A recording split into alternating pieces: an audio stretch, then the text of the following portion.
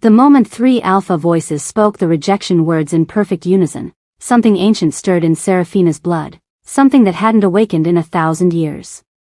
She felt it before she understood it. A pulse. Deep and silver-bright, coiled at the base of her spine like a sleeping dragon disturbed from its millennia-long slumber. But that came after. First came the humiliation. The mate revelation ceremony had drawn wolves from every corner of the Crescent Alliance. Thousands of them, dressed in ceremonial white and silver, gathered beneath the full moon in the sacred clearing where the moon goddess's altar had stood for generations beyond counting. Torches blazed against the darkness. The air smelled of pine and anticipation and the electric charge that always preceded a bonding.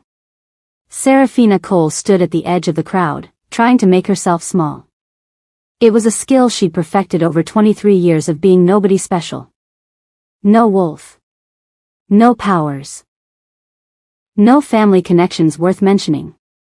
Just an Omega who worked in the Blackwood Pack's kitchens and kept her head down and her expectations lower. She hadn't even wanted to come tonight. But attendance was mandatory for all unmated wolves, and so here she stood in her second-hand dress, watching as pair after pair discovered their fated mates.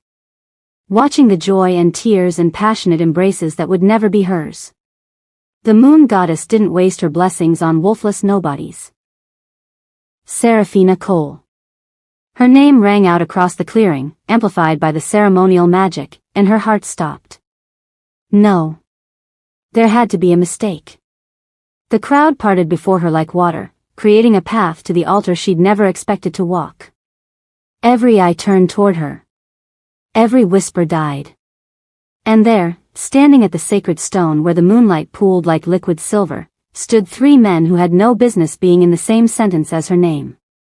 Cale Blackwood. Alpha of the Blackwood Pack. Eyes like chips of obsidian, cold and calculating, missing nothing. He'd built his pack into the most powerful in the Alliance through sheer ruthless intelligence. Dante Ravencrest. Alpha of the Ravencrest Pack. Cruel smile and crueler reputation, his arrogance worn like a crown. Wolves whispered that he'd killed his own father to take the alpha position. Whether it was true or not, no one had ever dared ask. Lucian Nightshade. Alpha of the Nightshade Pack. The quiet one. The dangerous one. His indifference was legendary. He looked at the world like none of it mattered enough to hold his attention. 3 alphas. 3 of the most powerful wolves alive. And all 3 of them were staring at her with identical expressions of dawning horror. No, Cale said. His voice cut through the silence like a blade. This is a mistake. Dante's cruel smile had vanished. Lucian said nothing. But his jaw tightened, and something dark flickered in his silver eyes. Seraphina's legs carried her forward even though her mind screamed at her to run. The bond, because she could feel it now, 3 golden threads wrapping around her heart, pulled her toward them with inexorable force. 3 mates. The moon goddess had given her 3 mates. She wanted to laugh. Or cry. Or perhaps both. She stopped at the altar, and for one crystalline moment, she let herself hope. Let herself imagine that maybe the goddess knew something they didn't. That maybe these 3 powerful alphas would look past her Omega status and see. No. Cale's voice was ice. I reject you. The first thread snapped. Pain exploded through Seraphina's chest, white-hot and blinding. She gasped, her hand flying to her heart, but she didn't fall. Somehow, impossibly, she stayed on her feet. The crowd murmured. Shock rippled through the gathered wolves like a stone dropped in still water. Dante stepped forward, his dark eyes sweeping over her with undisguised contempt. A wolfless Omega? This is what the moon goddess offers me? He laughed, and the sound was sharp enough to draw blood. I, Dante Ravencrest, reject you as my mate. The second thread severed. Seraphina's knees buckled, but she caught herself. Her vision blurred with tears she refused to let fall. Not here. Not in front of all of them. She would not give them the satisfaction. Lucian hadn't moved. Hadn't spoken. For one desperate heartbeat, she thought maybe he was different. Maybe he would. I reject you. His voice was quiet. Almost gentle. Somehow that made it worse. The third thread tore free, and Serafina felt something inside her crack. Not break. Not yet. But crack, like ice on a frozen lake just before it gives way. The silence that followed was deafening. 3 rejections. 3 alphas. 1 omega who couldn't even shift, standing before them all with her heart in pieces at her feet. She should cry. She should beg. She should collapse and let them carry her away to whatever fate awaited rejected wolves, the ones who wasted away from the severed bond, the ones who went mad, the ones who simply disappeared and were never spoken of again. Instead, something strange happened. The cracked thing inside her shifted. Stirred. And suddenly words were rising in her throat, words she'd never learned, in a language she didn't recognize. I accept your rejections. Her voice didn't sound like her own. It was deeper. Older. Resonant with power that shouldn't exist inside a wolfless nobody. I accept them, I release them, I return them threefold to their source. The 3 alphas staggered backward as if struck. By blood and moon and the covenant of the first wolves, I declare these bonds severed. What was given is reclaimed. What was broken shall be reforged. Serafina didn't know where the words came from. They poured from her lips like water breaking through a dam, ancient syllables that made the air tremble and the moonlight flicker. I am no one's unwanted mate. I am no one's forgotten omega. I am. The last word died unspoken. Silver light exploded from her chest. Not metaphorical light. Not the soft glow of a wolf's eyes catching the moon. This was a supernova made manifest, blinding and terrible and beautiful beyond description. It erupted from the place where her heart beat its stubborn rhythm, and it kept expanding. Wolves screamed. Some shifted in panic. Others fled. The 3 alphas were thrown backward, their massive bodies sailing through the air like leaves in a hurricane. They hit the ground hard, and for a moment, just a moment, Serafina saw something in their eyes that looked almost like fear. Then the light consumed everything. When it faded, seconds later, minutes, hours, the clearing was in chaos. Wolves lay scattered across the ground, groaning and struggling to rise.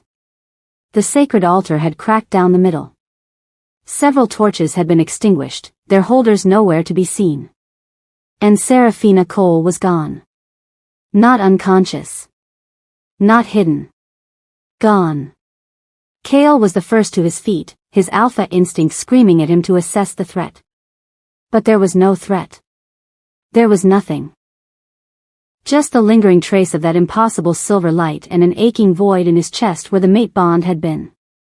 It shouldn't ache. He'd rejected her. The bond was severed. He should feel relief, or at the very least, nothing at all. Instead, he felt like someone had reached into his chest and carved out something vital. Where is she? Dante demanded, rising beside him. Blood trickled from a cut on his forehead, and his eyes were wild. What was that? What did she do to us? Lucian stood silently, his hand pressed to his own chest. His silver eyes scanned the clearing, searching, finding nothing. Not a trace of her scent remained. It was as if Serafina Cole had never existed at all. Find her, Kale commanded, his voice ragged in ways he didn't want to examine. Search the entire territory. She can't have gone far. But even as he spoke the words, something deep in his gut told him they were wrong. Whatever had happened here tonight, wherever that silver light had taken her, she was beyond their reach now. They'd rejected a wolfless omega. So why did it feel like they'd just made the worst mistake of their lives? The crowd was beginning to recover, wolves helping each other to their feet, voices rising in confused murmurs. But through the chaos, one sound cut clear. A scream. Old Magda, the pack's eldest seer, had fallen to her knees near the cracked altar. Her eyes had rolled back to show only white, and her body shook with the force of the vision tearing through her. Fools. The word ripped from her throat in a voice that wasn't entirely her own, deeper, layered, ancient. Fools. Do you have any idea what you've done? Kale reached her first, dropping to one knee beside the old woman. Magda. What do you see? Her hand shot out, gnarled fingers closing around his wrist with surprising strength. You've just rejected her. The last living descendant of the original Luna. The clearing went silent. Every wolf alive knew the legends.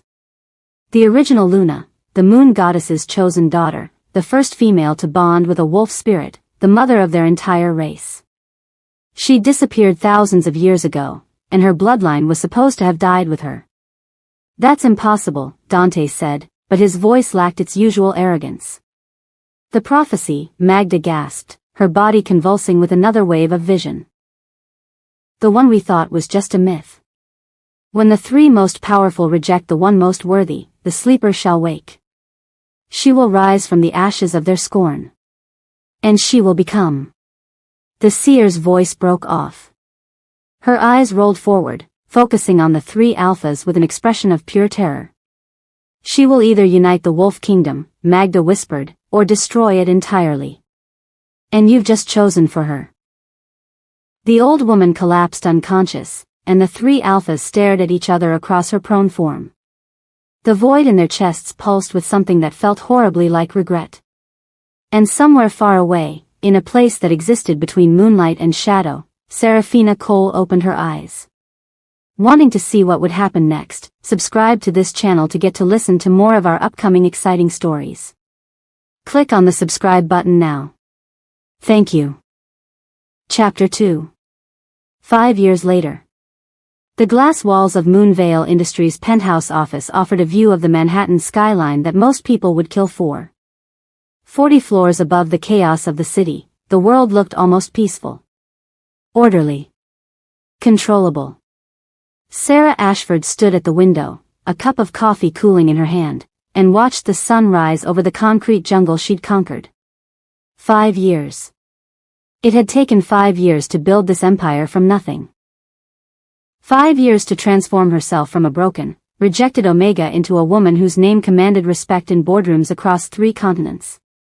5 years to bury Serafina Cole so deep that some days she almost forgot that frightened girl had ever existed. Almost. Her reflection stared back at her from the glass, a stranger in designer silk, with hair the color of midnight swept into an elegant twist and eyes that had learned to show nothing. The soft curves that had once made her look vulnerable had sharpened into something sleeker. More dangerous. The kind of woman who ate competitors for breakfast and negotiated hostile takeovers before lunch. You've come far, little Luna. The voice in her head belonged to Nyx, her wolf, and it carried an edge of dark amusement. Serafina, Sarah now, always Sarah, allowed herself a small smile. We've come far. And yet you stand here every morning, staring at the sunrise like you're waiting for something. I'm not waiting. Liar. Sarah didn't bother arguing. Nyx knew her too well. Better than anyone, living or dead. The magnificent silver wolf who'd emerged from the ashes of that rejection night understood every corner of her soul, every wound she tried to hide, every howl she swallowed in the darkness. Her wolf was glorious. Massive and silver white, with eyes that burned like molten moonlight. When Nyx ran, the wind itself seemed to bow. When she fought, and she had fought, many times over these 5 years, enemies fell like wheat before a scythe. No alpha could match her. No wolf could catch her. Serafina had gone from being the weakest Omega in the Crescent Alliance to something that didn't have a name. Something beyond alpha. Something that made other wolves drop their eyes and bare their throats without understanding why. A queen without a throne. A Luna without a pack. She preferred it that way. A soft knock interrupted her thoughts. Ms. Ashford? Your 9 o'clock is here. Send them in. Sarah turned from the window, her public mask sliding into place with practiced ease. The next 4 hours blurred together in a parade of meetings, contracts, and decisions worth millions. Moonvale Industries had started as a small pharmaceutical research company. Now it was a global empire, developing medicines that changed lives. What the human world didn't know, what they could never know, was that the company's true purpose had nothing to do with profit. It was a cover. A very expensive, very elaborate cover for the real work happening in the shadows. At 1 o'clock, Sarah left the office through a private elevator that didn't appear on any building schematic. It descended past the parking garage, past the basement levels, past the infrastructure that kept the tower standing. Down into darkness that would have terrified any human. But Sarah wasn't human. Not anymore. Maybe she never had been. The elevator opened onto a long tunnel carved from living rock.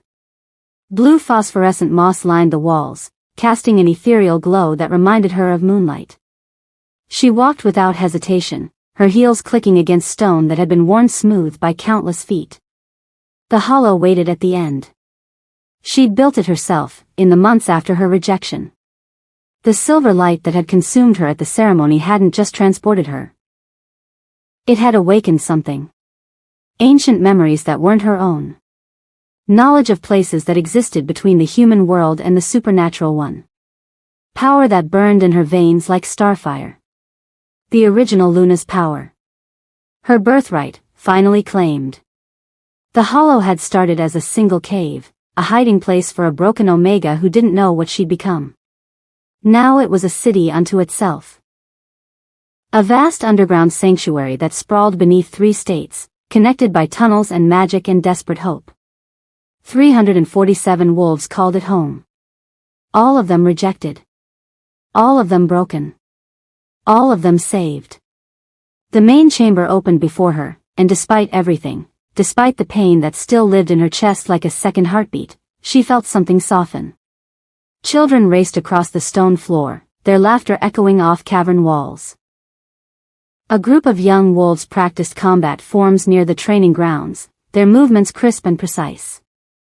Older wolves tended gardens that grew beneath artificial sunlight, or prepared meals in the communal kitchens, or simply sat together in the comfort of belonging. They were hers. Not because she'd claimed them, but because she'd chosen them. Because when the world had thrown them away, she'd picked them up and given them a home.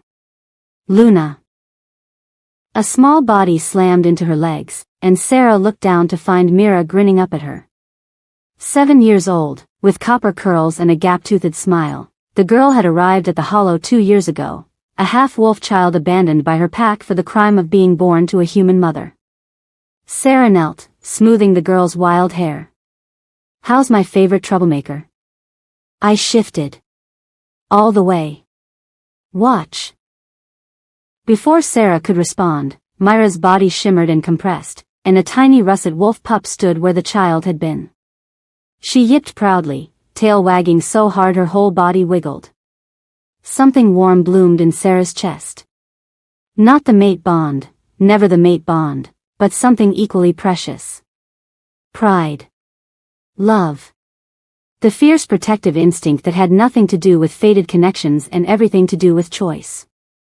"Beautiful," she said, and meant it. "You've been practicing." Mira shifted back, bouncing on her toes. "Marcus says I'm the fastest learner he's ever seen. Then we'll have to find you harder challenges." Sarah stood, resting her hand on the girl's head. "Go on. I need to speak with the council." Mira scampered off, and Sarah continued toward the heart of the hollow, a circular chamber where her inner circle waited. There were 6 of them. 6 wolves who had become her family when her blood family had abandoned her. Each of them rejected. Each of them risen. Marcus had been an alpha once, before his own pack turned on him for refusing to execute a pregnant rogue. Now he trained their warriors with a patience that belied his massive frame. Elena had been a beta's daughter, cast out for loving another woman. She managed the Hollow's complex logistics with terrifying efficiency. Jasper, Cora, and the twins Finn and Freya had all come to her in different ways, with different wounds. They'd healed together. Grown together. Become something stronger than any of them had been alone.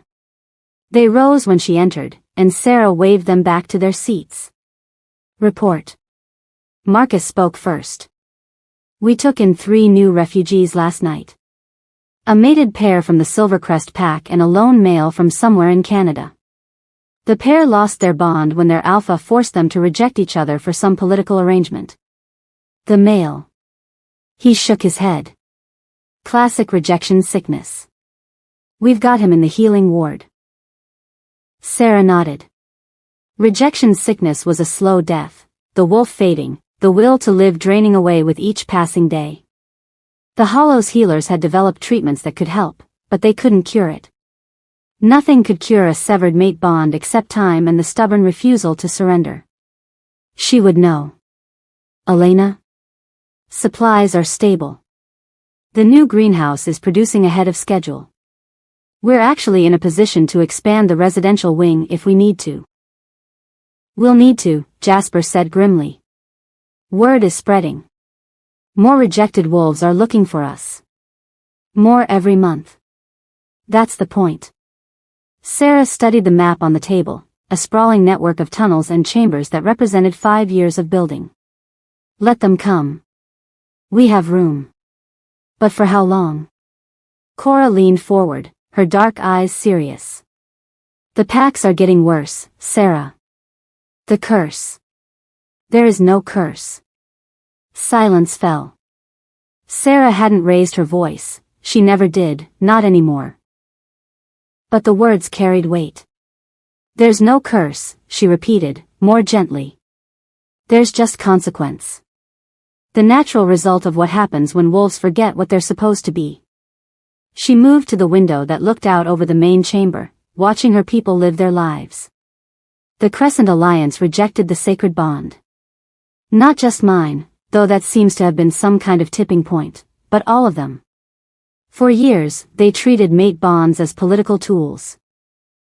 Forcing wolves to accept matches they didn't want.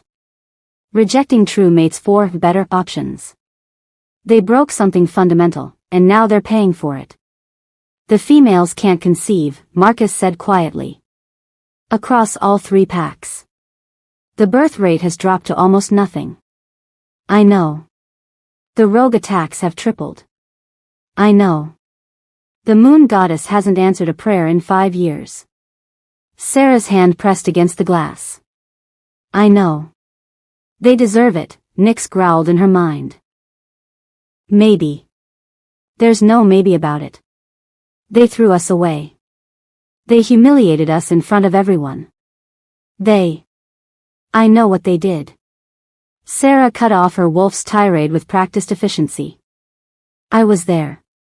Then why do you still think about them? The question struck too close to home, and Sarah didn't answer. Because she did still think about them. Every day, despite her best efforts. 3 faces that haunted her dreams. 3 voices that echoed in the dark spaces between waking and sleeping. Kale's cold eyes. Dante's cruel smile. Lucian's quiet dismissal. She hated them. She hated them with a fury that had only grown stronger over 5 years, a rage that burned beneath her calm exterior like lava waiting to erupt. But her wolf. Nyx still howled for them in the depths of the night. Still searched for their scent on every wind. Still ached for the bonds they'd severed with such casual cruelty. It was her greatest weakness. The one wound that wouldn't heal.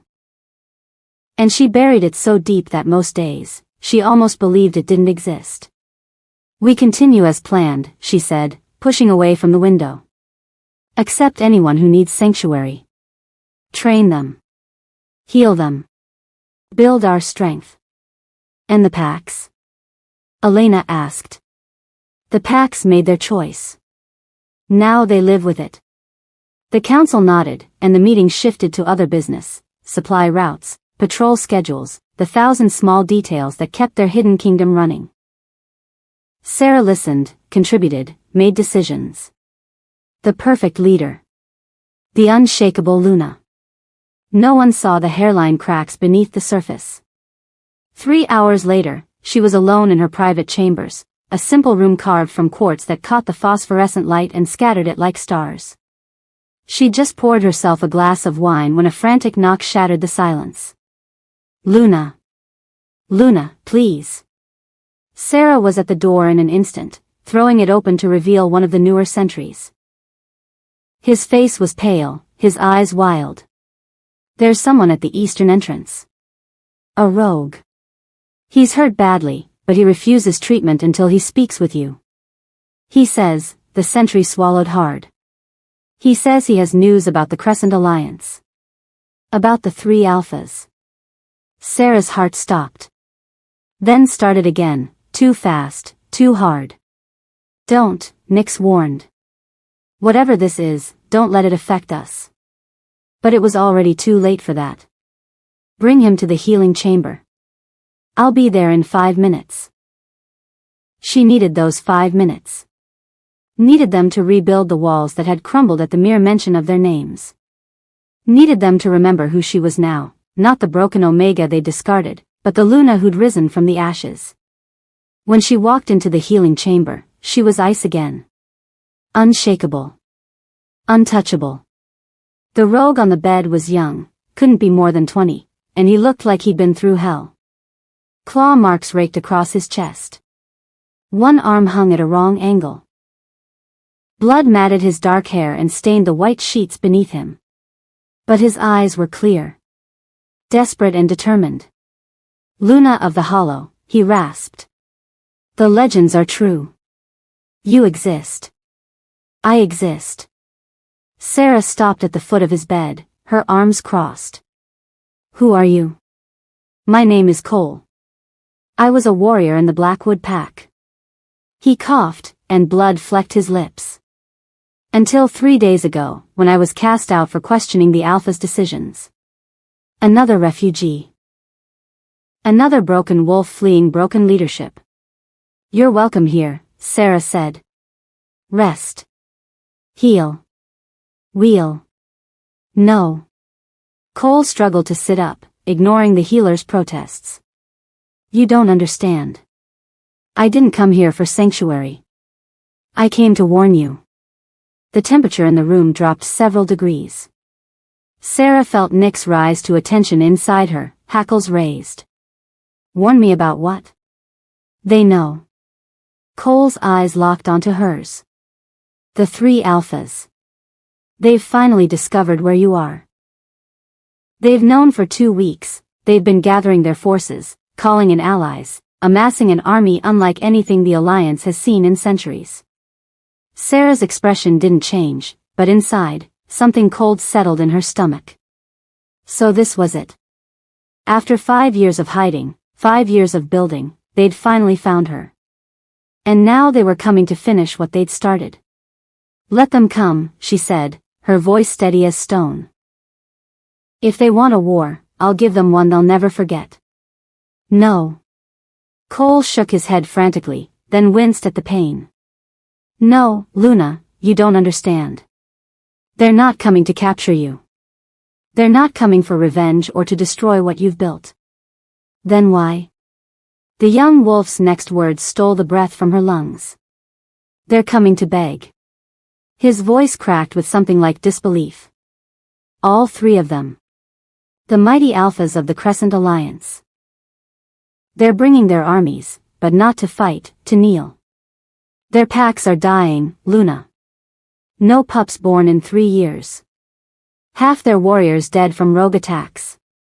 The moon goddess has abandoned them entirely. Cole reached out, grasping her hand with surprising strength. They're coming to beg you to save them. To save everyone. Because the seers have finally deciphered the rest of the prophecy. His voice dropped to a whisper. You're not just the descendant of the original Luna. You're the only one who can restore the moon goddess's blessing. The only one who can end the curse they brought upon themselves. He laughed, but there was no humor in it. The 3 most powerful alphas in the world rejected you. And now the entire wolf kingdom will die unless you agree to save the men who broke you. The glass of wine Sarah had set down earlier suddenly shattered, though she hadn't touched it. Silver light crackled around her fingertips, responding to emotions she couldn't quite contain. Inside her chest, Nyx howled, a sound of rage and triumph and something far more dangerous. Hope. Sarah closed her eyes, fighting for control. They were coming. After 5 years, the men who destroyed her were coming to grovel at her feet. And she had no idea if she wanted to save them or watch them burn. Chapter 3. They came at dawn. 3 armies, moving as one, their combined forces darkening the forest floor like a living shadow. Thousands of wolves, the most powerful the Crescent Alliance had ever assembled, marching not toward battle but toward surrender. And at the front, walking on foot like common soldiers instead of riding in the armored vehicles that followed behind, came the 3 alphas who had started it all. Cale Blackwood had aged in the 5 years since the rejection. Not physically, wolves didn't age the way humans did, but something behind his obsidian eyes had grown heavier. The cold calculation that had once been his greatest strength now looked more like exhaustion. Like a man who had been fighting a war he couldn't win and had finally accepted defeat. Dante Ravencrest's cruel smile was gone. In its place was something hollowed out, a shadow of the arrogant Alpha who had laughed while breaking a young Omega's heart. His dark hair was longer now, unkempt in a way that would have been unthinkable 5 years ago. The predator had become the prey, and it showed in every line of his body. Lucian Nightshade walked between them, silent as always. But his silver eyes, so like Seraphina's had become, were no longer indifferent. They burned with something desperate. Something haunted. The ghost of a woman he'd dismissed without a second thought had clearly been visiting him in his dreams. They stopped at the eastern entrance to the hollow, where the forest gave way to a cliff face that appeared completely ordinary to human eyes. Cale raised his hand, and the armies behind him halted in perfect unison. Silence fell over the gathered wolves. Then the rock face shimmered, and a massive stone door materialized from nothing, ancient runes carved into its surface flaring with silver light. It swung open slowly, revealing only darkness beyond. And out of that darkness stepped a woman who bore no resemblance to the Omega they'd rejected. She didn't come herself. Of course she didn't. Marcus emerged first, his bulk filling the doorway, his scarred face an impassive mask. Behind him came Elena, Jasper, and a dozen warriors in formation, wolves who moved with the fluid grace of predators who knew exactly how deadly they were. The Luna of the Hollow acknowledges your request for an audience, Marcus said, his deep voice carrying across the silent clearing. You may make camp in the valley to the north. Food and water will be provided. You will wait until she is ready to receive you. Dante stepped forward, a flash of his old arrogance surfacing. We didn't march 3 armies across the country to wait. Then turn around and march them back. The words came from Elena, and they were delivered with such casual contempt that Dante actually flinched.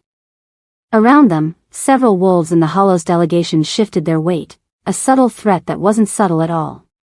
You're speaking to 3 alphas of the Crescent Alliance, Cale said, his voice carefully controlled. We've come in good faith. You've come in desperation. Marcus cut him off without a flicker of hesitation. There's a difference. The Luna owes you nothing. Not an audience, not her time, and certainly not her help.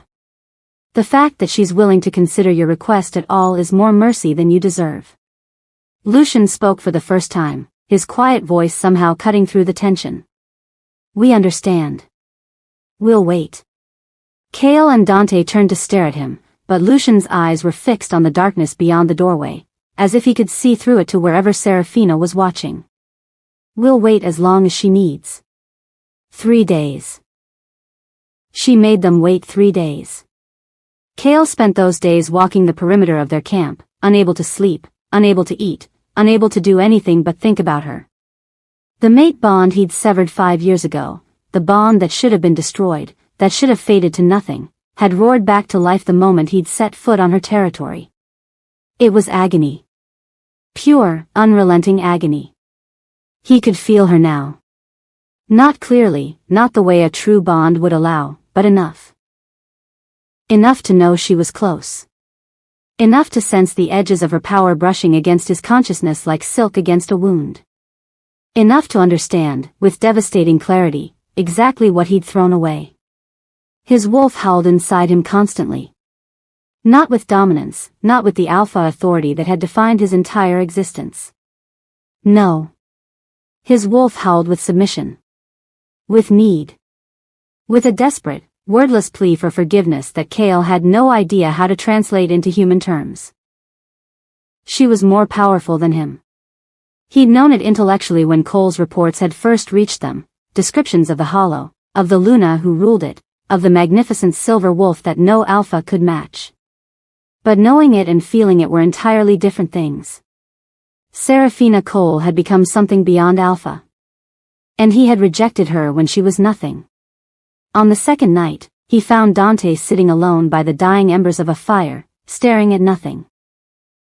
"I dream about her," Dante said without looking up. His voice was rough, broken in ways Cale had never heard from the cruel, arrogant alpha. "Every night since the curse began. I dream about her face when I laughed at her. When I called her worthless." Cale sat down across from him, feeling the weight of his own guilt pressing against his chest. "We all made that choice. I made it with pleasure." Dante's hands clenched into fists. "I enjoyed it, Cale. I enjoyed watching her break. I thought it proved how powerful I was, that I could reject what the moon goddess offered and face no consequences. And now?" Dante laughed, but it was a sound like grinding glass. "Now I can't close my eyes without seeing her. Now my wolf won't stop howling for a woman who has every right to let us all die. Now I understand what it means to truly lose something precious." He looked up, and Cale was shocked to see moisture gleaming in his dark eyes. "I didn't know what I had. None of us did. And by the time I understood, it was already gone." Cale had no comfort to offer. How could he, when the same nightmares plagued his own sleep? When his own wolf clawed at his insides, desperate to find the mate they'd so carelessly discarded? They sat in silence until dawn, two broken alphas mourning a loss that was entirely their own fault. Lucian spent the 3 days of waiting in a different kind of torment. He'd always been the quiet one. The observer. While Cale strategized and Dante swaggered, Lucian had watched and waited and kept his own counsel. It had served him well as alpha of the Nightshade Pack. It had allowed him to see threats his rivals missed, to anticipate problems before they became crises. But it had also blinded him to the truth right in front of his face. He remembered the exact moment he'd first felt the mate bond. Standing at the altar during the revelation ceremony, watching a small, trembling Omega walk toward them through the parting crowd. His wolf had risen with a joy so profound it had stolen his breath. "Mine." The word had echoed through every fiber of his being. "She's mine. She's ours. Finally." And then he'd looked at her. Really looked. Seen the worn dress and the downcast eyes and the complete absence of wolf energy that marked her as an Omega. Less than an Omega. A wolfless nobody who worked in Cale's kitchens. His wolf hadn't cared. His wolf had only seen their mate, the one person in the world crafted specifically for them, the missing piece that would make them whole. But Lucian had been too proud to listen. He'd told himself he was being practical. Strategic. An alpha couldn't be bound to someone so weak. The other packs would see it as vulnerability. His enemies would exploit it. The political ramifications alone. Excuses. They were all excuses, and he'd known it even then.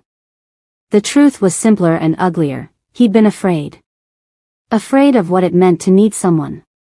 Afraid of what it would feel like to let another person see past the walls he'd built around himself. So he'd spoken the rejection words. And the sadness in her eyes, the way she'd looked at him in that final moment, not with anger but with a sort of resigned acceptance, as if she'd expected nothing better, had haunted him every single day since. "I reject you." 3 words. 3 simple words that had destroyed everything. His wolf had never forgiven him. In 5 years, the beast hadn't spoken a single word. Hadn't acknowledged him during shifts. Hadn't done anything but howl in endless, inconsolable grief. Lucian had learned to function without his wolf's partnership, but it was like living with half a soul. An emptiness that nothing could fill. Now, feeling the mate bond surge back to life with agonizing intensity, he understood that it had never truly been severed. Not completely. Some thread had remained, buried deep, waiting. She could have let it go. She could have moved on, found happiness, forgotten the three alphas who'd treated her so cruelly. Instead, she'd risen. Transformed. Become something that made his wolf, silent for 5 years, finally speak again. Luna, the beast whispered, and the word was a prayer. Our Luna. Lucian closed his eyes against the burning behind them. Please, he thought, not sure if he was speaking to the moon goddess or to the woman who had every right to hate him.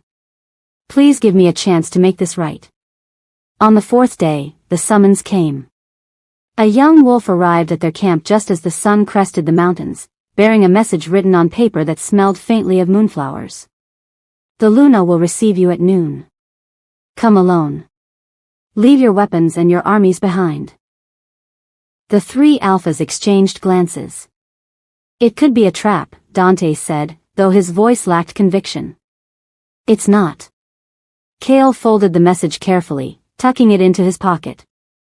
If she wanted us dead, we'd already be dead. She has every right, and more than enough power. Lucian was already walking toward the hollow's entrance. They followed. The stone doors opened as they approached, revealing not darkness this time but light. Soft, silvery illumination that seemed to come from everywhere and nowhere. A tunnel stretched before them, lined with that strange phosphorescent moss Kale had read about in the intelligence reports. They walked for what felt like hours but was probably only minutes, the weight of the mountain pressing down around them. None of them spoke. There was nothing to say. Finally, the tunnel opened into a vast chamber. And there she was. Serafina sat on a throne carved from living crystal, positioned on a raised dais at the far end of the room. The throne caught the ambient light and scattered it into rainbows, framing her in prismatic fire. She was stunning. The realization hit all three alphas like a physical blow. This wasn't the trembling Omega they remembered. This woman was power incarnate, silver-eyed and silver-haired, with an otherworldly beauty that made the air hard to breathe. She wore simple black, but on her it looked like armor. Like darkness given form. And beside her, manifested in physical form, stood the largest wolf any of them had ever seen. Nyx. The silver beast was massive, easily twice the size of any alpha's wolf form. Her fur gleamed like liquid moonlight, and her eyes burned with ancient intelligence. She watched the three alphas approach with an expression that bordered on hungry. Submit, something whispered in their minds. Not words exactly, but an overwhelming pressure that made their knees want to buckle. Their wolves responded instantly. Not with resistance, not with the challenge that should have risen from any alpha facing another powerful wolf. No. Their wolves dropped. Inside all three of them, their inner beasts fell to their bellies in submission so complete it was almost painful. Whimpering. Pleading. Recognizing their Luna, their true Luna. And responding to her dominance with an instinct older than conscious thought. Kale felt his body try to follow his wolf's lead. It took every ounce of willpower he possessed to remain standing. Dante and Lucian weren't faring any better. Sweat beaded on Dante's forehead. Lucian's hands trembled at his sides. And Serafina just watched. Her silver eyes moved over them without warmth, cataloging the changes 5 years had wrought. When she finally spoke, her voice was cool and distant. A queen addressing subjects who had not yet proven their worth. Kale Blackwood. Dante Ravencrest. Lucian Nightshade. She spoke their names like pronouncing a sentence. The three alphas of the Crescent Alliance. The three most powerful wolves in the world. A pause. The three men who publicly humiliated and rejected their fated mate for the crime of being born without status. None of them could speak. The pressure of her power held them frozen. I've been told you have something to say to me. She leaned back on her throne, one elegant hand trailing along Nyx's massive head. So say it. Kale found his voice first, barely. Our packs are dying. The words came out rough, scraping past the submission his wolf was forcing on him. No pups have been born in 3 years. The rogue attacks have decimated our warriors. The moon goddess won't answer our prayers. He swallowed hard. The seers say only you can restore the blessing. Only you can save us. And why would I do that? The question hung in the air like a blade. Dante stepped forward, and for once, there was no arrogance in his posture. Only desperation. Because you're better than us. Because you didn't let what we did turn you into something cruel. His voice cracked. Because there are children dying, Serafina. Innocent children who had nothing to do with what happened that night. Don't. Her voice went sharp as a whip. Don't you dare use innocent lives to manipulate me.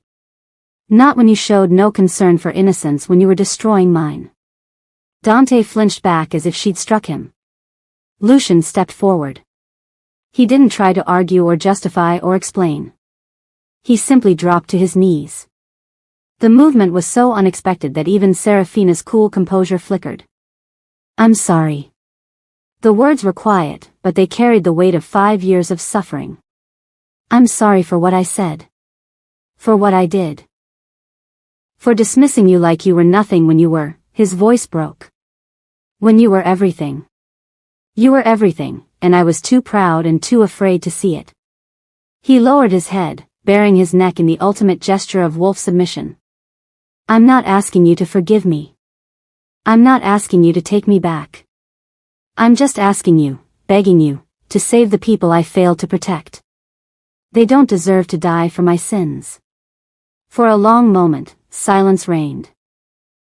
Serafina's face was unreadable. But something shifted in her silver eyes, something that might have been pain, quickly suppressed. Get up. Lucian rose slowly. She studied all 3 of them, her gaze cutting through pretense to examine the raw truth beneath. Whatever she saw made her lips curve into something too sharp to be called a smile. You came here expecting the trembling Omega you rejected. The weak, wolfless nobody who should have been grateful for any scrap of attention from an alpha. She stood, and the air itself seemed to bow around her. Tell me, is this what you expected to find? She descended from the dais, each step measured and deliberate. Nyx prowled at her side, a predator barely leashed. I spent 5 years building what you see around you. 5 years gathering the broken wolves your precious alliance threw away. 5 years becoming something that your narrow minds never imagined possible. She stopped directly in front of Kale, close enough that he could see the silver flecks in her irises. I am not your Luna. I am not your anything. I owe you nothing but contempt. Kale met her gaze, though it cost him more than he'd ever admit. Then why did you agree to see us? Something flickered across her face, there and gone too fast to identify. Because I am not what you made me. Her voice softened, just slightly. I am what I chose to become. And I chose not to be cruel, even to those who showed me no mercy. She turned away, walking back toward her throne with Nyx at her heels. When she looked down at them from that crystal height, her expression had hardened into something like resolve. I will help your packs. Relief crashed over the 3 alphas in a wave so powerful it nearly dropped them to their knees. But not as your Luna. The relief curdled. I have conditions. Serafina's voice was iron. And you will meet every single one of them, or I will watch your alliance crumble and feel nothing but satisfaction. She rose again, descending the dais until she stood among them, not beneath them, never beneath them again, but as an equal. No. As a superior. First. You will publicly acknowledge what you did to me. Every pack, every wolf, every ally you have will hear from your own lips how you rejected your fated mate because she wasn't powerful enough for your pride. You will tell them the truth, and you will accept whatever judgment they render. Kale's jaw tightened, but he nodded. Second. For the duration of this crisis, you will submit to my authority. My word will be law. My decisions will be final. You will follow my commands as if they came from the moon goddess herself, because functionally speaking, they do. Dante looked like he wanted to argue. Lucian's hand on his arm stopped him. And third. Serafina stepped closer, and the silver light in her eyes blazed like captured stars. You will earn any chance at redemption. I am not the naive Omega who would have given anything for a kind word from her alphas. I am a Luna who built a kingdom from nothing. If you want any hope of proving that you've changed, any hope of mending what you broke, you will compete for the privilege. She smiled then, and it was beautiful and terrible and nothing like the soft expressions they remembered from 5 years ago. You rejected me when I was nothing. Now prove you want me when I am everything. The challenge hung in the air between them, a gauntlet thrown, a line drawn. 3 alphas, brought low by their own cruelty. 1 Luna, risen from the ashes of their betrayal. And a choice that would determine the fate of an entire kingdom. Kale was the first to respond. He dropped to one knee, his head bowed, his pride shattering into pieces he wasn't sure he could ever reassemble. I accept your terms. Dante followed, hitting the stone floor with considerably less grace but equal finality. I accept. Lucian was already kneeling, had been since she'd finished speaking. His voice was quiet but steady. Whatever you ask. Whatever it takes. Serafina looked down at them, the 3 most powerful alphas in the world, kneeling at her feet, and felt something she hadn't allowed herself to feel in 5 years. Hope. She crushed it ruthlessly. Then we begin at dawn. She turned her back on them, a dismissal that would have been unthinkable for any alpha to receive. Pray your wolves remember how to follow, because you'll need every ounce of that instinct to survive what's coming. She walked away without looking back, Nyx padding silently at her side. But inside her chest, buried beneath the armor she'd forged from pain and determination, her heart beat just a little faster. They had come. They had knelt. And now the real test would begin. Chapter 4. The Crescent Alliance lands were dying. Serafina felt it the moment she crossed the border, a wrongness that seeped into her bones like poison. The forests that had once teemed with life stood silent and gray. The rivers ran sluggish, their waters clouded. Even the air tasted stale, as if the land itself had forgotten how to breathe. Nyx stirred uneasily in her mind. This is worse than the report suggested. I know. She'd brought 50 of her most trusted wolves from the Hollow, leaving Marcus in command of the sanctuary. They traveled in a convoy of black SUVs, a stark contrast to the armies that had come begging at her door. She didn't need numbers. She had power. And she had purpose. The 3 alphas rode in separate vehicles behind her, each one isolated with their own thoughts, their own guilt. She'd insisted on it. Whatever transformation they claimed to want, it would begin with solitude. With sitting in the discomfort of what they'd done without the buffer of brotherhood to soften it. They arrived at Blackwood territory first, Kale's domain, and the largest of the 3 pack lands. The main compound sprawled across a valley that should have been beautiful. Instead, it looked like something from a nightmare. Wolves wandered the grounds with hollow eyes. Children sat listlessly on porches, too weak to play. The pack house itself, once a magnificent structure of stone and timber, seemed to sag under the weight of despair. And everywhere, the smell of sickness. Serafina stepped out of her vehicle and felt hundreds of eyes turn toward her. Fear. Hope. Desperation. The emotions crashed against her empathic senses like waves against a cliff. She steadied herself and began to walk. The alphas fell into step behind her, not beside her, never beside her anymore. And she felt their wolves straining at the leash of their control. They wanted to run ahead, to check on their people, to do something. But they'd agreed to her terms. Her word was law. Show me the worst of it, she said without turning around. Kale's voice came from behind her, rough with emotion he was trying to hide. The healing hall. This way. The healing hall had been converted from what was once a ballroom. Crystal chandeliers still hung from the ceiling, but their light fell on rows of cots instead of dancing couples. The bed stretched in every direction, filled with wolves in various stages of decline. Serafina moved between them slowly, taking in the scope of the devastation. Elderly wolves with graying fur visible even in human form. Young warriors covered in wounds that wouldn't heal. Children, so many children, lying still and pale beneath thin blankets. How long? She asked. The first cases appeared 3 years ago. Kale's voice was hollow. It started slowly. A few wolves who couldn't shift. Some unexplained illnesses. We thought it was a virus at first. And then it spread. Faster and faster. Now almost a third of the pack shows some symptoms. He paused. The other packs are worse.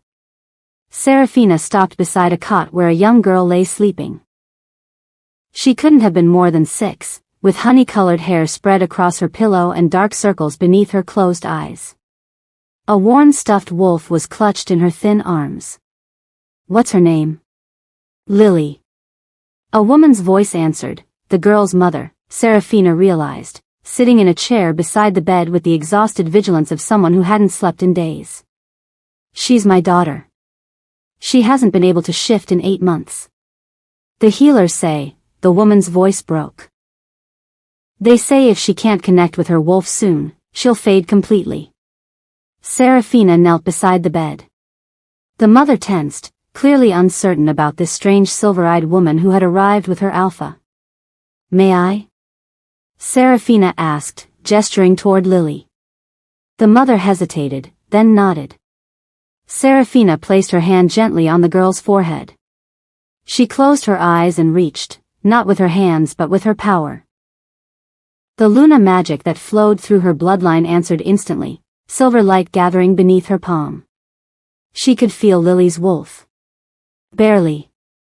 A tiny spark buried deep, surrounded by shadows that shouldn't exist.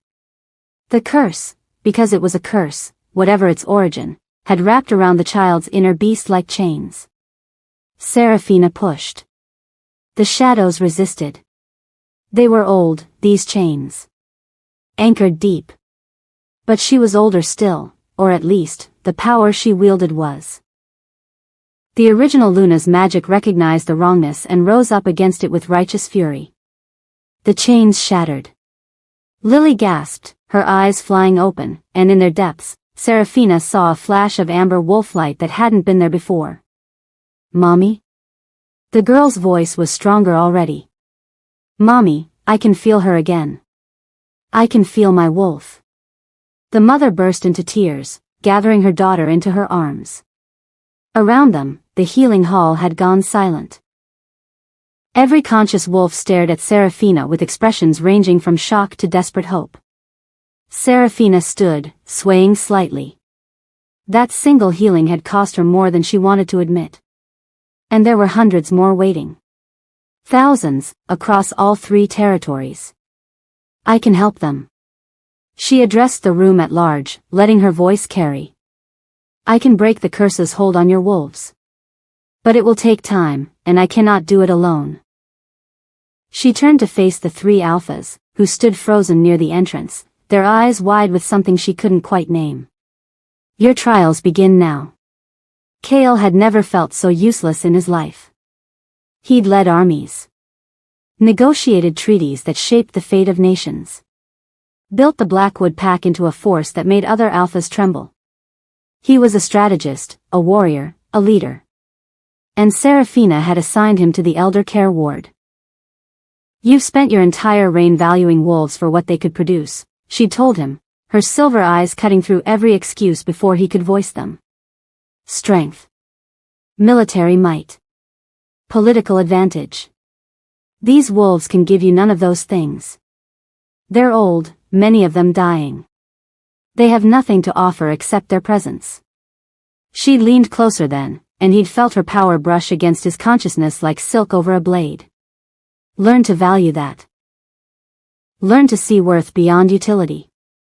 Or admit that you haven't changed at all. So here he was, 3 days into his trial, sitting beside the bed of a wolf named Edmund who had fought in wars Cale had only read about in history books. The old man's hands shook constantly. His wolf was so faded that he could no longer shift. He spent most of his time drifting between sleep and waking, lost in memories of a past that seemed more real to him than the present. At first, Cale had been impatient. This was a waste of his time. His pack was dying, his territory was crumbling, and he was sitting here listening to rambling stories about battles fought before he was born. But somewhere around the second day, something had shifted. Edmund's stories weren't rambling. They were precise, detailed, full of tactical insights that Cale had never encountered in any strategy text. This wolf had been brilliant once. A warrior and a thinker, someone who had helped shape the very alliance that Cale now led. And no one had visited him in years. "Why do you stay here?" Cale asked during one of Edmund's more lucid moments. "You have family. A daughter, grandchildren." Edmund's roomy eyes focused on him with surprising clarity. "They have their own lives. Their own problems. Why would they waste time on an old wolf who can't even shift anymore?" He smiled, but it was bitter. "I serve my purpose. Now I wait to die." The words hit Cale like a physical blow. I serve my purpose. How many wolves had he discarded over the years once they were no longer useful? How many had he overlooked, ignored, forgotten, simply because they couldn't contribute to his endless pursuit of power? He thought of Serafina. Of the night he'd rejected her. She'd had no power then. No status. No utility in his carefully calculated world. And he'd thrown her away without a second thought. "I'm sorry," he said, and was surprised to find that he meant it.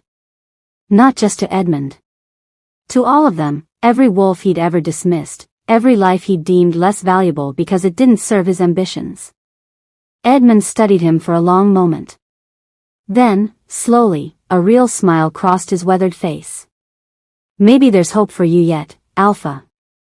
Dante had never been so humiliated in his life. And that was saying something, considering he'd spent the last 5 years watching his pack fall apart while he could do nothing to stop it. But this was different. More water for the laundry, Omega. The word was spoken with the same casual contempt Dante had used countless times. Only now, it was directed at him. He gritted his teeth and lifted another heavy bucket, hauling it toward the washing stations where a group of Omega wolves scrubbed clothes by hand. His back ached. His hands were blistered.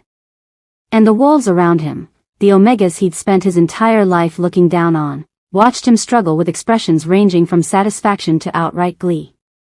This was Serafina's trial for him. "You built your power on the backs of those you deemed lesser," she'd said. "You mocked them, belittled them, used their labor while giving nothing in return. Now you'll understand what their lives are really like. Every day. Every indignity. Every moment of being treated as less than nothing." He'd wanted to argue. To point out that he was an alpha, that this kind of work was beneath him, that she was being deliberately cruel. But the look in her eyes had stopped him cold. It was the same look she'd worn that night, 5 years ago, when he'd laughed at the moon goddess's choice. He'd put that look there. So he'd swallowed his pride and picked up the bucket. 3 days later, his pride was still choking him. But something else was happening too. He'd started to notice things. The way the Omegas worked twice as hard as anyone else for half the recognition. The way they supported each other through small kindnesses, a shared meal, a word of encouragement, a shoulder to lean on after a particularly brutal day. The way they never complained, even when the work was backbreaking and the treatment was cruel. They were stronger than him. The realization hit him like a thunderbolt on the 4th morning, when he watched a tiny Omega female lift a load that would have made him stagger. She wasn't powerful in the traditional sense. She couldn't fight, couldn't shift into a fearsome warrior. But she had a core of steel that he had never possessed. He'd called them weak his entire life. He'd been wrong. "You're thinking too hard. Dante looked up to find an elderly Omega watching him with knowing eyes. Her name was Rosa, and she'd been working in these laundry halls since before Dante was born. "I'm thinking I've been an idiot," he admitted. Rosa snorted. "Well, that's progress." She lowered herself onto a bench beside him, her joints creaking. "I remember when you presented as Alpha. Barely 16, already so arrogant you couldn't see past your own reflection. I thought to myself, that one's going to cause trouble. You were right. Usually am." She studied him with eyes that had seen decades of pack politics, of alphas rising and falling, of cruelty and kindness in equal measure. "The question is what you're going to do about it." Dante was silent for a long moment. Then he stood, picked up his bucket, and went back to work. But something had changed. He didn't feel humiliated anymore. He felt like he was finally learning. Lucian's trial was the hardest. Not physically. Not in terms of labor or humiliation. Those he could have endured. No, his trial was facing the families of wolves who had died because of his indifference. Serafina had compiled a list. 43 names. 43 wolves from the Nightshade pack who had come to their alpha for help and been turned away. Some had needed resources he'd deemed too expensive to spare. Some had been embroiled in conflicts he'd considered beneath his attention. Some had simply been forgotten, lost in the vast machinery of pack politics while he focused on matters he deemed more important. They'd all died. And now he sat across from their families, one by one, and listened to what his indifference had cost.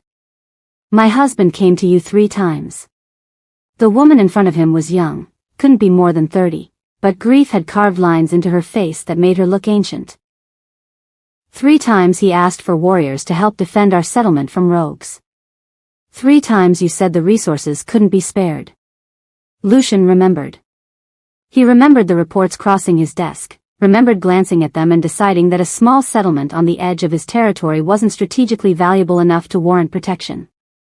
"The rogues came on a full moon," the woman continued. "Thomas stayed behind to let the children escape. He fought alone for 20 minutes before they finally brought him down." Her voice shook, but her eyes never wavered from his. "He died calling your name. Believing his alpha would come. That help was on the way." Lucian couldn't speak. What could he possibly say? "I'm sorry" felt like an insult.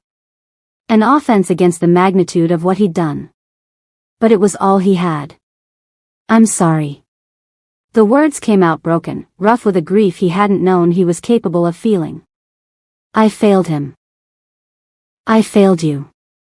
I failed everyone who trusted me to protect them." The woman studied him for a long moment. Then she nodded slowly. "Yes. You did." She stood, gathering her coat. "But Thomas would have wanted me to tell you something. Before he died, he said that everyone deserves a chance to become better than they were. Even alphas who don't deserve it." She left without another word. Lucian sat alone in the empty room for a long time, feeling the weight of 43 lives pressing down on his shoulders. The weight of every decision he'd made without considering the consequences. The weight of his own indifference, weaponized against the people he was supposed to protect. When he finally emerged, his eyes were red and his face was wet with tears he hadn't bothered to hide. He had 42 more families to face. He would face every single one. Serafina watched the trials from a distance, her heart a battlefield.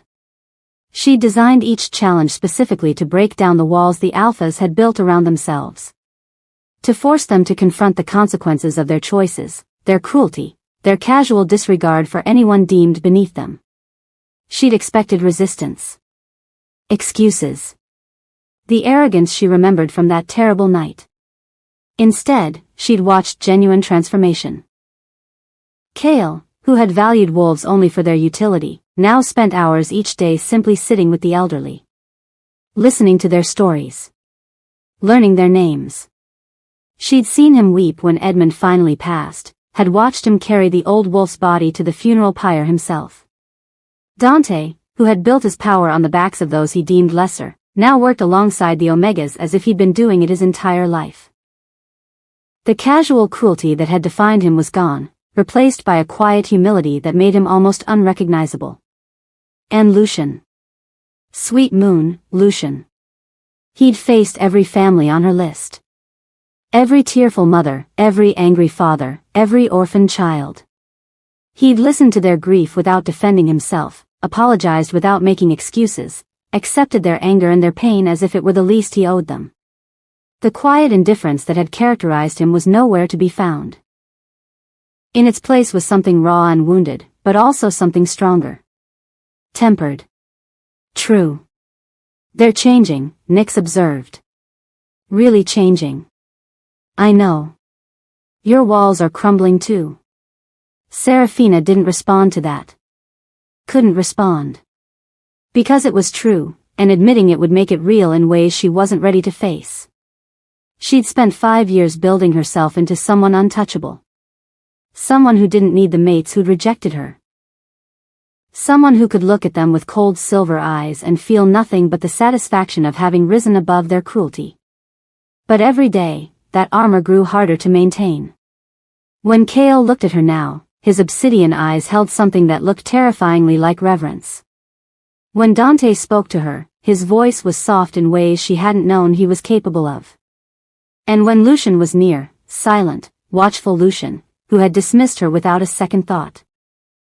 She felt the ghost of something she'd thought she'd buried forever. Her wolf rejoiced at each moment of connection. Each small interaction, each brush of emotion through the damaged mate bonds. Nyx wanted them with a desperation that Serafina couldn't afford to acknowledge. They hurt us, she reminded her wolf. They broke us. And now they're trying to heal, Nyx countered. Doesn't that matter? Serafina didn't know anymore. But she knew the dark feeling growing at the edges of her awareness. The sense that something was watching her. Hunting her. The rogue attacks had continued despite her presence. If anything, they'd intensified, more coordinated, more strategic than random violence should have been. She'd examined the pattern, studied the targets, tried to understand what was driving this campaign of destruction. And she'd found nothing. Which meant someone very powerful was hiding their tracks. The Shadow Court. She'd heard whispers about them over the years. An ancient group of wolves who had rejected pack life entirely, building their own society in the dark places of the world. They were rumored to practice forbidden magic, to worship something older and darker than the moon goddess. But they'd been inactive for decades. Why would they resurface now? Unless something had awakened them. Unless someone had awakened them. The thought nagged at her as she prepared for the evening's healing ritual. She'd been working through the sick wolves methodically, channeling her Luna magic to shatter the curse's hold on their inner beasts. It was exhausting work, each healing left her drained for hours afterward, but she could see the results. Wolves were recovering. Children were shifting again. Hope was returning to eyes that had gone dark with despair. Tonight's ritual would be the largest yet. She'd gathered 50 of the most critically ill wolves in the Blackwood pack, planning to heal them simultaneously in a single massive working of power. It would leave her vulnerable. But these wolves couldn't wait any longer. She entered the ritual chamber at moonrise, a natural cave that had been sacred to the Blackwood pack for generations. The sick wolves lay in a circle around the central altar, their families gathered behind them, their alphas standing guard at the entrance. Serafina moved to the altar's center and raised her arms. Silver light began to gather around her, responding to the ancient words she spoke. The power built and built, a crescendo of magic that made the air itself shimmer. She was so focused on the healing that she didn't sense the attack until it was too late. The shadows moved. Not metaphorically.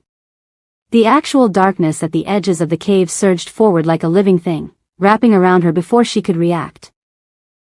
The silver light guttered and died, overwhelmed by something ancient and terrible.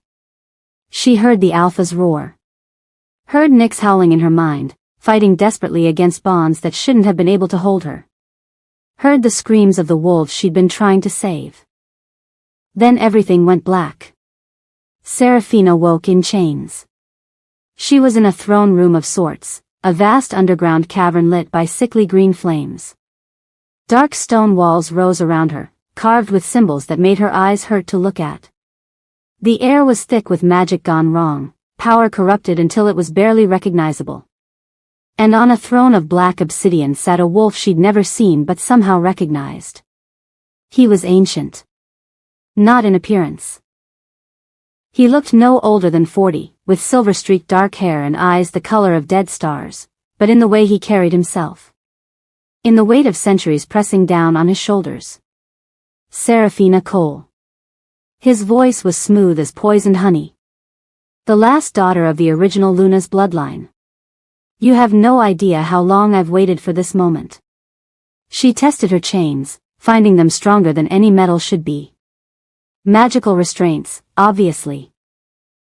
Designed specifically to contain Luna power. Who are you? The ancient wolf smiled. It was not a pleasant expression. My name is Malachar. And once, a very long time ago, I was very much like you. He rose from his throne, descending toward her with measured steps. I was an alpha, you see. One of the strongest of my generation. And I was mate bonded to a woman of the original Luna's bloodline. He stopped in front of her, close enough that she could see the madness swirling in his dead star eyes. Your mother. Serafina's heart stuttered.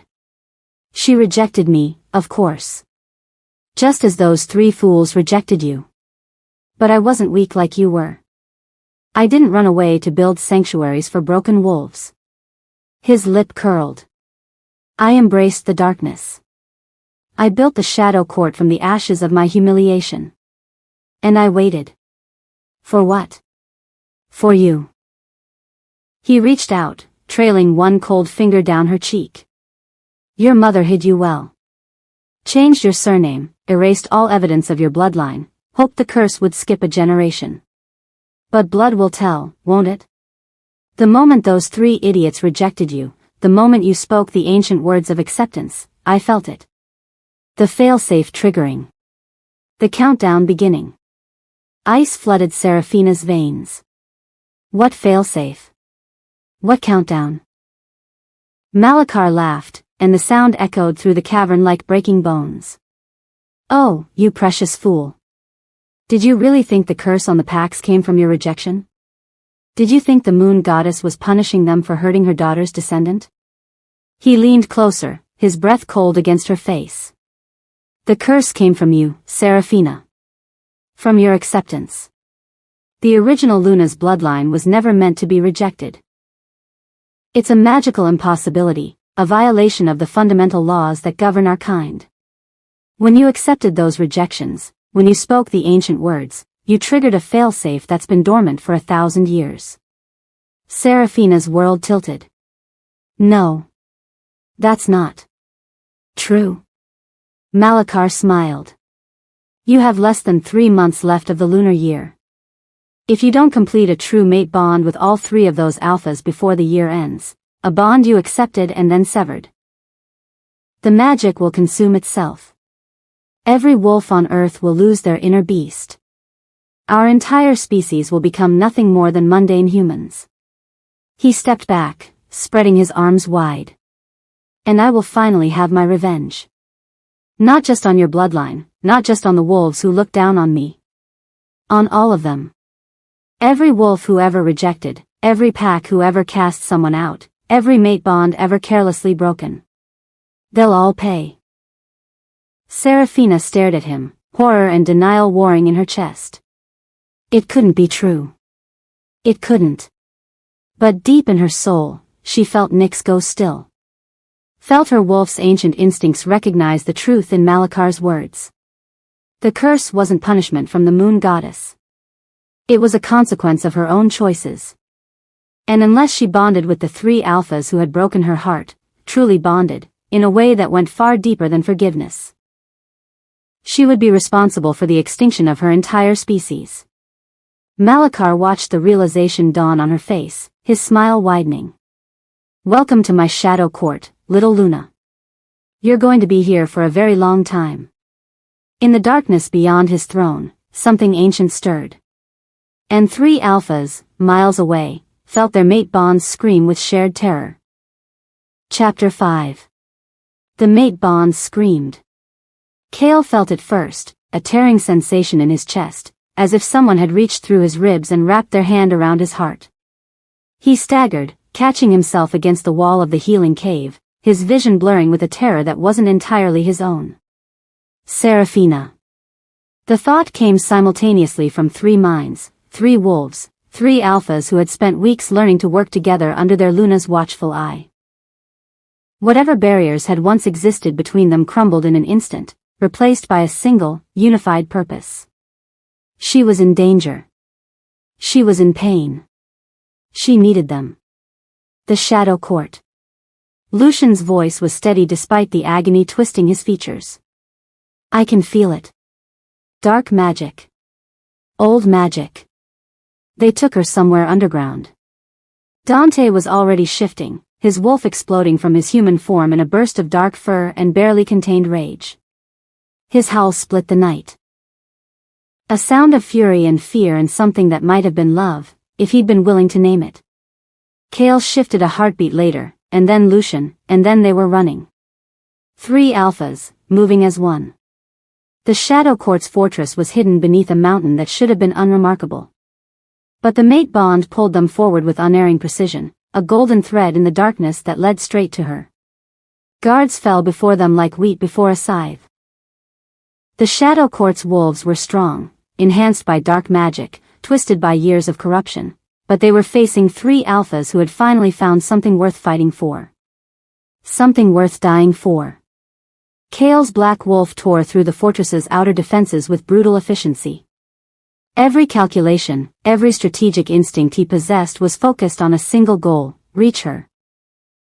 He didn't think about the wounds he accumulated, the claws that scored his flanks, the teeth that snapped at his throat. None of it mattered. Only she mattered. Dante fought with a savagery that would have terrified him a month ago. The cruel alpha who had once enjoyed watching others suffer had transformed into something far more dangerous, a wolf with nothing to prove and everything to protect. His dark fur was matted with blood, some of it his own, but he never slowed. Every enemy that fell was one step closer to her. Lucian moved like a ghost through the chaos, silver fur barely visible in the darkness. The indifferent alpha who had spent years refusing to engage with anything was now engaging with everything. His wolf was silent, focused, lethal. The quiet one was finally speaking, and his language was violence in service of love. They reached the throne room together, bursting through doors that had stood for centuries, ready to tear Malachar apart with their bare teeth. And they found Seraphina standing over his broken body. She was wounded, deep gouges across her arms, blood matting her silver hair, her breath coming in ragged gasps. But she was standing. And the ancient wolf who had captured her was on his knees before her, his power shattered, his dark magic unraveling like smoke in sunlight. You should have known better. Her voice was hoarse but steady. The original Luna's bloodline doesn't break. It bends. It waits. And then it rises. Silver light blazed from her hands, and Malachar screamed as the last of his corrupted power was stripped away. Not killed, she wasn't willing to give him that mercy. Just broken. Reduced to a shell of the ancient alpha he'd once been. Then her legs buckled. 3 wolves shifted simultaneously, 3 pairs of arms reaching for her as she fell. Cale caught her first, pulling her against his chest, but Dante and Lucian were there too, surrounding her, supporting her, refusing to let her collapse. Took you long enough, she murmured, and despite everything, the blood, the pain, the revelation that had shattered her world, her lips curved into something that almost resembled a smile. We came as fast as we could. Cale's voice broke on the words. We would have come faster, Dante added, if you'd waited to be rescued instead of doing it yourself. Seraphina laughed, then winced. I couldn't let you have all the fun. Lucian said nothing. He simply pressed his forehead against her temple, breathing her in, letting the mate bond pulse with relief so profound it bordered on painful. She was alive. She was here. Everything else could wait. But it couldn't wait long. They carried her out of the Shadow Court's fortress, through tunnels that collapsed behind them as Malakar's stolen power finally gave out. By the time they reached the surface, dawn was breaking over the mountains, and Serafina was coherent enough to walk on her own. She refused to let them carry her any further. "We need to talk." She pulled away from their supporting hands, standing on her own despite the obvious effort it cost her. "All of us. Now." They found a clearing where the first rays of sunlight filtered through the trees. The three alphas sat in a semicircle before her, and for the first time, they weren't kneeling out of obligation or submission. They were simply there. Waiting. Ready to hear whatever she needed to say. Serafina took a deep breath. "The curse didn't come from the moon goddess punishing you for rejecting me." The words fell like stones into still water. "It came from me. From what I did that night." She explained what Malakar had revealed. The failsafe built into the original Luna's bloodline. The impossibility of rejecting that bloodline without consequences. The countdown she'd unknowingly triggered when she spoke the ancient words of acceptance. 3 months. Her voice was hollow. "That's how long we have before the lunar year ends. If we don't complete a true mate bond before then, a bond between all 4 of us, willing and whole, every wolf on earth will lose their inner beast." The silence that followed was absolute. Kale spoke first, his strategic mind immediately working through the implications. "A mate bond. You mean?" "I mean exactly what it sounds like." Serafina met his eyes without flinching. "The bond you rejected has to be reformed. Not just accepted, completed. All the way. A true mating, with all the vulnerability and surrender that requires." "We'll do it." Dante's response was immediate. "Whatever you need. Whatever it takes." "It's not that simple." She shook her head. "A true bond can't be forced. It can't be faked. If any of us is holding back, any resentment, any hidden walls, any fear we're not willing to face, the bond will fail. And we won't get a second chance." Lucian's quiet voice cut through the tension. "You're saying we have to be completely vulnerable? All of us?" "Yes." "With each other?" "Yes." "After everything we've done? Everything we failed to be?" Serafina's expression softened, just slightly. "Yes." She looked at each of them in turn, the cold alpha learning to feel, the cruel alpha learning to serve, the indifferent alpha learning to engage. The 3 men who had destroyed her. The 3 men who might be her only hope of saving everyone. The blood moon rises in 11 days. That's when the bond has to be completed. The magic will be strongest then, strong enough to reset the failsafe if we do this right. She paused. "I'm not going to lie to you. Part of me still hates what you did. Part of me wants to let the curse run its course and watch you suffer the consequences of your choices." The alphas didn't flinch. They'd earned those words. "But I'm not that person anymore."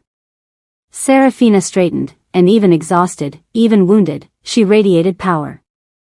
"I didn't build the hollow to become someone cruel. I didn't spend 5 years healing broken wolves just to let them all lose everything. So I'm giving you 11 days. To do what?"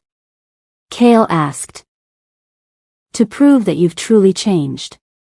Not to me, I've seen your trials, I've watched your transformation. You need to prove it to yourselves." Her silver eyes blazed. "When the blood moon rises, you'll have to bare your souls. Every fear, every wound, every truth you've been hiding from yourselves and each other. If you can do that, if you can be that vulnerable, we have a chance." She turned and began walking toward the tree-line. "And if we can't?" Dante's voice was rough. Serafina paused but didn't look back. "Then we all become human. And the wolves disappear forever." The 11 days passed like water through fingers. Serafina continued her healing work, but now the alphas worked alongside her.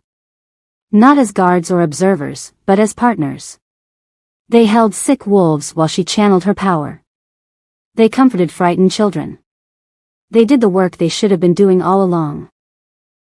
Caring for their people not because it was strategically advantageous, but because it was right.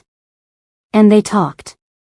Night after night, gathered in the room that had become their shared quarters, the four of them spoke truths that had been buried for years. Decades. Lifetimes. Cale talked about his father, a brutal alpha who had beaten every emotion out of him by the time he was 12. About learning to turn his heart to ice because feeling anything meant weakness. About the terror he'd experienced when the mate bond first connected him to Serafina. I'd never felt anything like it. His voice was quiet, controlled, but beneath it ran currents of old pain. Not just desire. Connection. Like suddenly there was someone who could see past every wall I'd built. Someone who might actually know me. He laughed bitterly. I was more afraid of that than I've ever been of any enemy. So I destroyed it before it could destroy me. Dante spoke about the mask he'd worn his entire life. The cruelty that had become armor against his own self-doubt. The way he'd convinced himself that if he was feared, he was strong, when really, the fear was just another cage. When I saw you at that altar. He couldn't meet Serafina's eyes. You were beautiful. Soft. Real.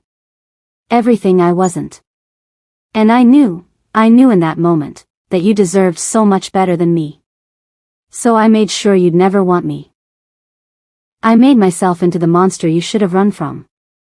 His voice cracked. I'm still not sure you shouldn't. And Lucian. Quiet Lucian, who had built his indifference from the ashes of a tragedy he'd never shared. I was mated once before. The words fell like bombs into the silence. Her name was Alara. We were young, too young, probably. But I loved her more than I knew it was possible to love anything. He stared at his hands, at the scars that crossed his palms. Scars none of them had ever asked about. She was killed by rogues. A random attack. No purpose, no meaning, just violence. And I couldn't save her. I held her while she died, and there was nothing I could do. His silver eyes finally lifted to Serafina's face. After that, I decided I would never feel that way again. Never let anyone close enough to hurt me. When the mate bond connected us, when I felt everything it promised. He swallowed hard.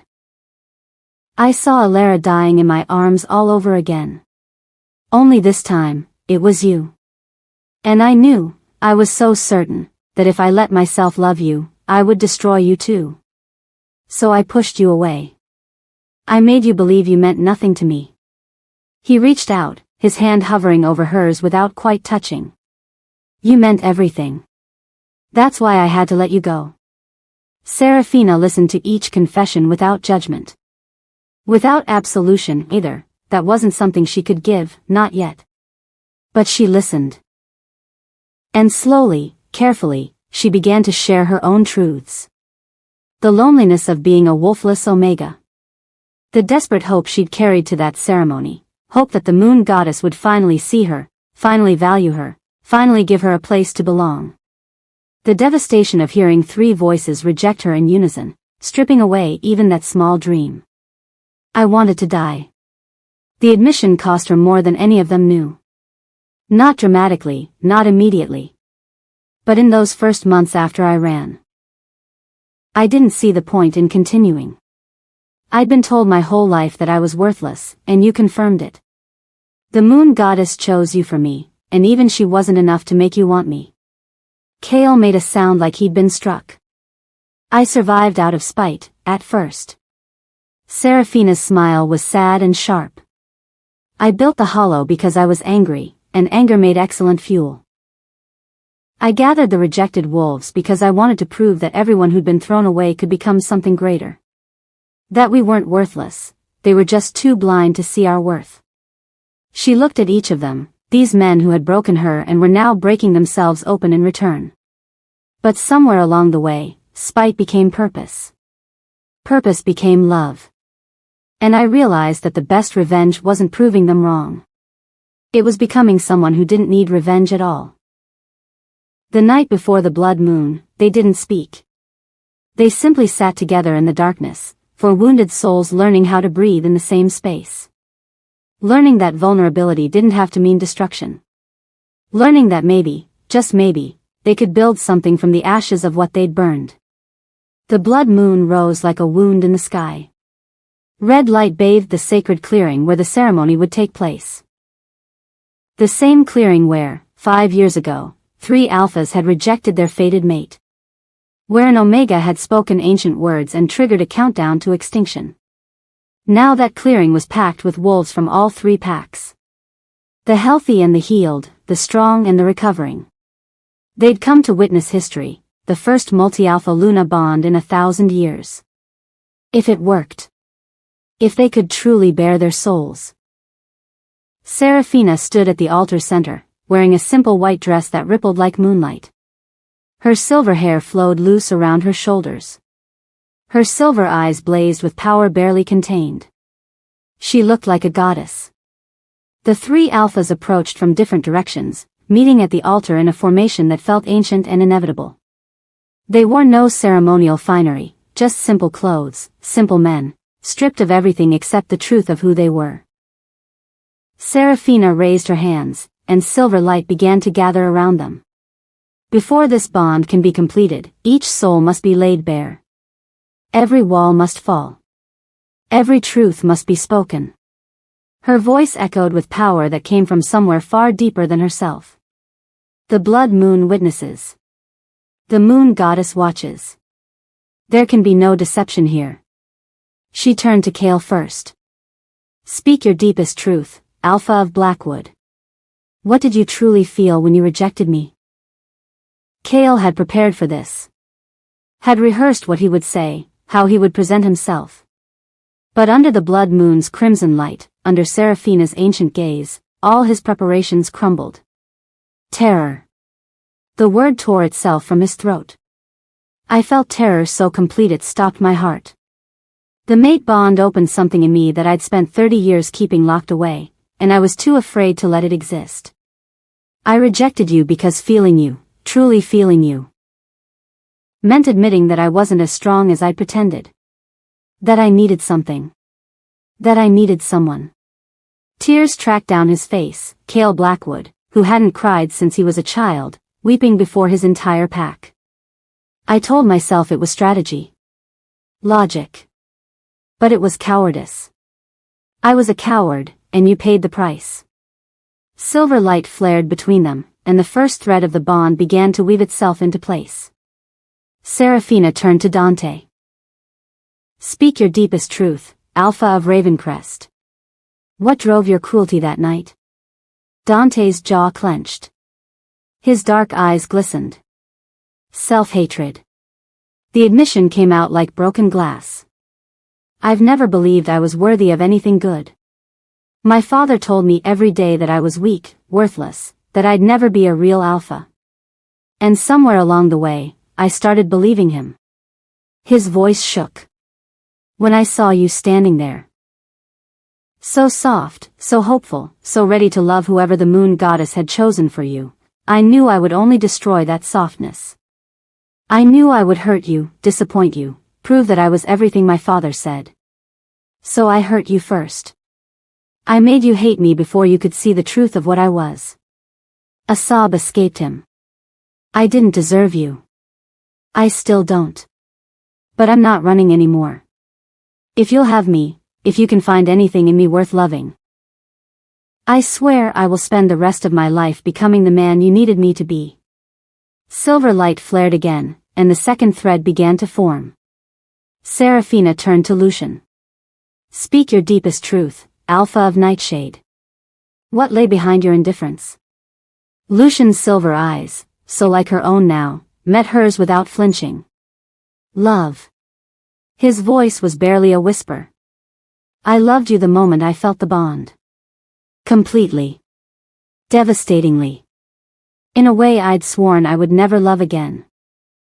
He stepped closer, his hand reaching for hers. Ilara's death nearly destroyed me. For years, I wished the rogues had killed me too. When I finally clawed my way back to something like living, I made myself a promise. I would never be that vulnerable again. Never let anyone have that kind of power over me. His fingers intertwined with hers. And then there you were. This impossible, beautiful, fragile-seeming Omega who looked at me like I could be something better than I was. And I felt everything I'd buried come roaring back. All the love. All the fear. All the certainty that I would fail you, that I would watch you die and be helpless to stop it. His voice broke. I wasn't indifferent, Serafina. I was terrified. Loving you meant risking everything I'd built to protect myself. So I rejected you before I could lose you. A tear slid down his cheek. But I lost you anyway. And these 5 years without you have been worse than anything I could have imagined. Because at least if you died, I would have known I loved you. Instead, I spent 5 years knowing that I threw away the greatest gift the goddess ever gave me, and I didn't even have the courage to admit why. The third thread wove into place, silver light blazing so bright it was almost blinding. And then, darkness exploded from the treeline. Malachar. He shouldn't have been able to move. Shouldn't have been able to gather any power at all after what Serafina had done to him. But hatred had a power all its own, and the ancient Alpha had dragged himself across miles of forest, feeding on the remnants of dark magic, for one final chance at revenge. If I can't have my vengeance, he snarled, then no one gets their happy ending. Shadow surged towards Serafina. And 3 alphas moved as one. Kale took the blow meant for her heart, dark magic searing across his chest. Dante caught Malachar's throat in his shifted jaws, fangs tearing through corrupted flesh. And Lucian. Lucian threw himself in front of Serafina as a second wave of shadow magic struck, his body convulsing as darkness tried to tear him apart. No! Serafina's scream shattered the night. Silver light exploded from her, not the controlled power she'd been channeling, but something raw and primal and utterly unstoppable. The original Luna's magic in its purest form. It consumed Malachar in an instant. Not just his body. His very essence, the darkness he'd cultivated for centuries, the hatred that had kept him alive long past his natural span. All of it, erased. And then that silver light turned inward. The 3 threads of the mate bond blazed to completion, weaving together with a 4th thread that came from somewhere beyond the physical world. The moon goddess herself, reaching down to bless what had finally been made right. Serafina felt the bond snap into place with a force that drove her to her knees. She felt Kale, felt Dante, felt Lucian, not just their presence but their essence. Every truth they'd spoken, every wound they carried, every hope they'd finally allowed themselves to feel. They were hers. All 3 of them. And she was theirs. The blood moon's light turned from crimson to silver, and across the world, the curse began to break. In Blackwood territory, children who hadn't shifted in years felt their wolves surge to life. In Ravencrest lands, warriors who'd been fading recovered overnight. In Nightshade Domain, the sick and the suffering found themselves healed. And in the sacred clearing, a Luna rose. Serafina stood, silver light still cascading around her, and looked out at the thousands of wolves who had witnessed the impossible. Her voice, when she spoke, carried to every corner of the Alliance, and beyond. The curse is ended. The mate bond is complete. The moon goddess has spoken. She extended her hands, and 3 wounded alphas rose to stand beside her. I am Serafina Cole, last daughter of the original Luna's bloodline. And I claim my place as High Luna of the United Wolf Kingdom. The howls that rose in response shook the mountains.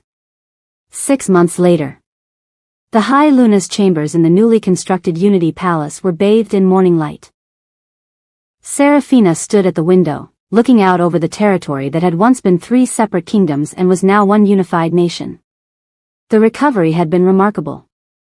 With the curse broken and the moon goddess's blessing restored, the wolf population was growing faster than anyone had anticipated. Pups were being born at rates not seen in generations. The packs that had been dying were now thriving. And Serafina was exhausted. But it wasn't from the work of ruling. It wasn't from the endless meetings or the diplomatic negotiations or the 1,000 small decisions that went into rebuilding a kingdom. It was something else entirely. She pressed her hand to her stomach, feeling the flutter of movement that had become constant over the past few weeks. 3 distinct flutters. 3 separate heartbeats. The healer had confirmed it yesterday, her eyes wide with wonder and something like fear. Triplets. But not just any triplets. Serafina had spent the night reading through the ancient texts that had been recovered from the Shadow Court's fortress. Texts that described the original Luna's children. Texts that spoke of what happened when a Luna of the true bloodline was bonded to multiple alphas. The door opened, and 3 familiar presences filled the room. Kale reached her first, his arms wrapping around her from behind, his lips brushing her temple. "You're up early. Couldn't sleep." She leaned back into his embrace, feeling the steady pulse of his love through their bond. Dante appeared at her side, his cruel smile long since replaced by something softer.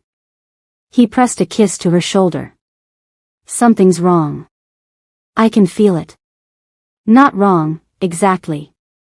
Serafina took a deep breath. "Just unexpected." Lucian was the last to reach her, but his quiet presence completed the circle. His hand found hers, their fingers intertwining. "Tell us." She turned to face all 3 of them, her mates, her alphas, her partners in building a kingdom from the ashes of pain. "I'm pregnant." Joy exploded through the bond, 3 sources of overwhelming happiness that made her eyes sting with tears. But she held up her hand before they could speak. "There's more. It's triplets." The joy didn't diminish, but confusion joined it. According to the ancient texts, she continued, her voice steady despite her racing heart, when a true Luna of the original bloodline completes a multi-alpha bond, the children she bears carry unique characteristics. She placed her hand on her stomach again, feeling those 3 distinct flutters. Each pup will carry the essence of a different alpha.